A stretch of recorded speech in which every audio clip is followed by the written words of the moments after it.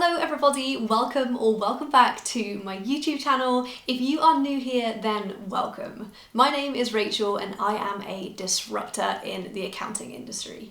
I'm disrupting what it means to be an accountant, what it feels like to have an accountant, and showing you the behind the scenes of what running an accountancy practice really looks like. I create long and short form content across YouTube, TikTok, and Instagram, and so I would absolutely love to see you there, where I share daily behind the scenes content of what it's like to scale a business in your 20s. You can use the links in the description of this video to find me everywhere that you consume content. My content is really based on the content that I desperately needed or need at different points during my journey so far. And so this content is by me and for you.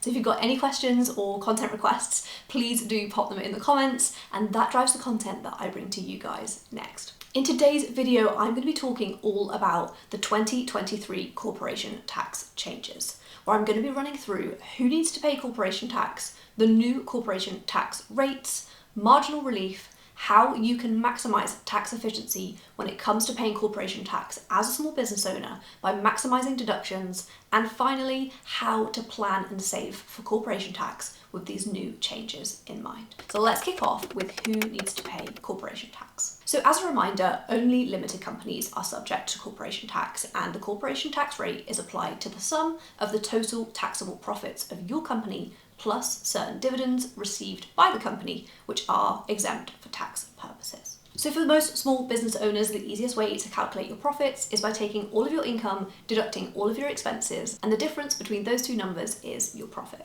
If your taxable profits are below £1.5 million in any given year, then corporation tax must be paid 9 months and 1 day after the end of your accounting period. Individuals will then be liable to pay income tax on any funds withdrawn from the company by way of salaries or dividends. And if you'd like to understand how to plan and save for personal tax, you can check out this video, which explains how to plan and save for personal tax and how to account for payments on account. So knowing this, your profits may be taxed on both the company and the individual, and it's really important to plan and save for both. This is in comparison to sole traders and partnerships, who are actually subject to income tax on trading profits of the business. So the new corporation tax rates. Back in 2021, in the spring budget, the government announced that the UK corporation tax rate would rise from 19% to 25%.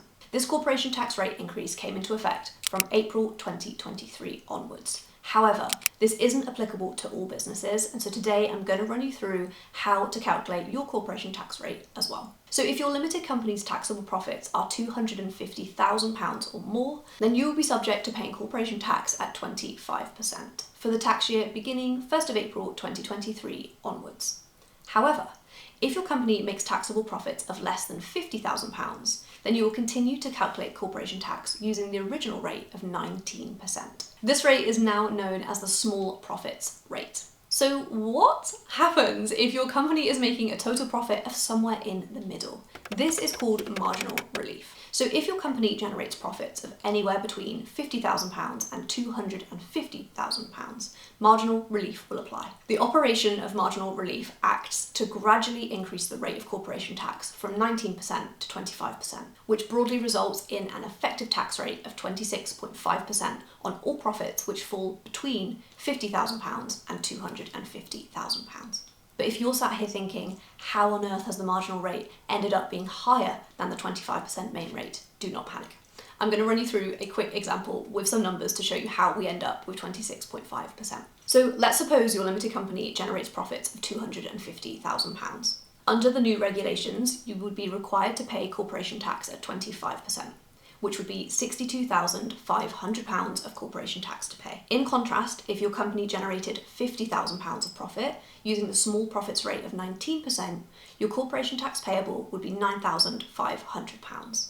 Now, comparing these two amounts of tax payable gives us a difference of £53,000 and a difference in profit of £200,000. So looking at these two numbers as a fraction, £53,000 divided by £200,000 gives us 26.5%. That's how we end up with the effective tax rate of 26.5% for the purposes of marginal relief. So you guys are obviously going to want an example because this can feel quite confusing. So let's put all of these different rates into an example to show you how they work in practice. Example number 1. Let's suppose a company generates taxable total profits of £120,000 during the year. The first £50,000 will be taxed at the small profits rate of 19%, generating a corporation tax payable of £9,500. The remaining £70,000 will then be taxed at 26.5%, meaning the corporation tax payable on this £70,000 will be £18,550.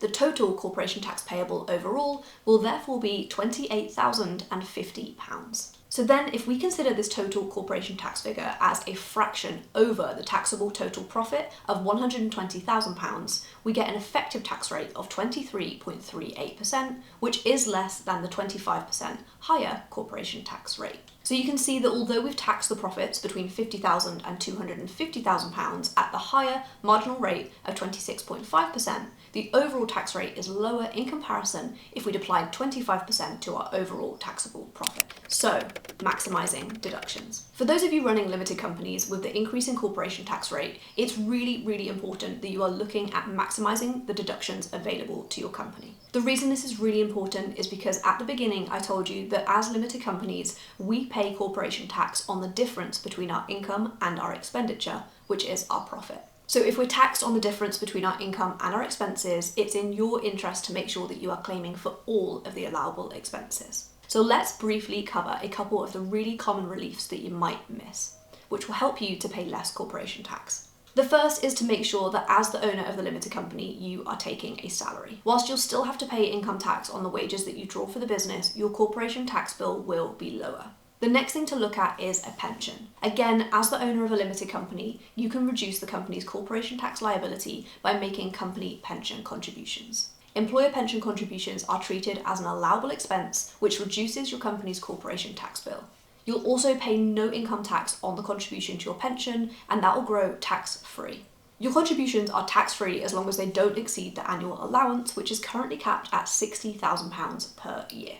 Pension schemes can be quite tricky to wrap your head around, and so if you're looking at contributing to a pension scheme, then be sure to take specialist advice. You can check out this YouTube video, which is an hour-long session with me, a qualified accountant, hosting an hour-long deep dive with a financial advisor to talk about small business owner pensions. Finally, I want to talk to you about how to plan and save for corporation tax. Instead of dreading your tax bill, you can plan ahead. This will get rid of a lot of the financial anxiety that we see small business owners hold on to. Setting money aside will help you to alleviate any financial anxiety, which, as some of you may know all about.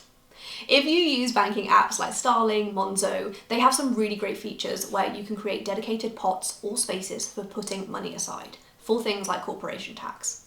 To ensure you have no problems or unexpected amounts being due later down the line, we are recommending to all of our clients to save as if they will be liable to pay corporation tax at a flat rate of 25%. Even if currently their profits aren't likely to exceed that £250,000 threshold, if you are keeping your accounts up to date, then you'll be able to have a rough idea of what you should be putting away each month, ready to pay HMRC 9 months after the year end.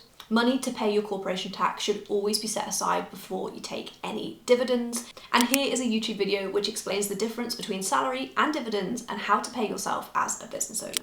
So that is a wrap. Today we have covered off who needs to pay corporation tax, the new corporation tax rates, marginal relief, how you can maximize tax efficiency when it comes to paying corporation tax, which will have answered all of your questions about the 2023 corporation tax changes.